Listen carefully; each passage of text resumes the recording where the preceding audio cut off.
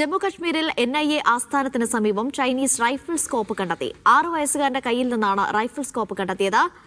Sniper assault റൈഫിളുകളിൽ ഘടിപ്പിക്കാൻ ഉപയോഗിക്കുന്ന Chinese അടയാളങ്ങളുള്ള സ്കോപ്പാണ് കണ്ടെത്തിയത്. സംഭവത്തിൽ സാംബ ജില്ലയിൽ നിന്ന് 24 വയസ്സുകാരനെ കസ്റ്റഡിയിലെടുത്തു. ധനസുമോദ് വിവരങ്ങൾ നൽകും. ധനസുമോദ്, വിശദാംശങ്ങൾ.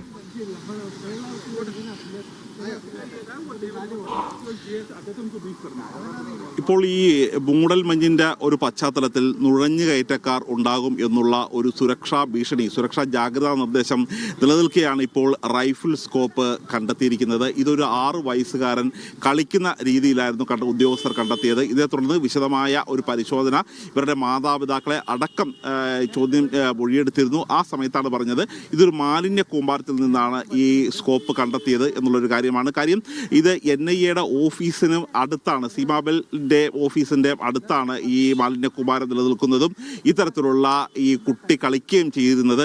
അതുകൊണ്ട് തന്നെ ഇതൊരു ജാഗ്രതയോടെ കാണേണ്ട ഒരു വിഷയമാണ് എന്നുള്ളൊരു കാര്യം ഏജൻസികൾക്ക് മനസ്സിലായ തുടർന്നാണ് വിശദമായ പരിശോധന നടത്തിയത്. ഇതേ തുടർന്നാണ് ഇതിന് കാരണക്കാരനാണ് എന്ന് കരുതുന്ന ഒരു 24-കാരനെ കസ്റ്റഡിയിലെടുത്തിട്ടുണ്ട്.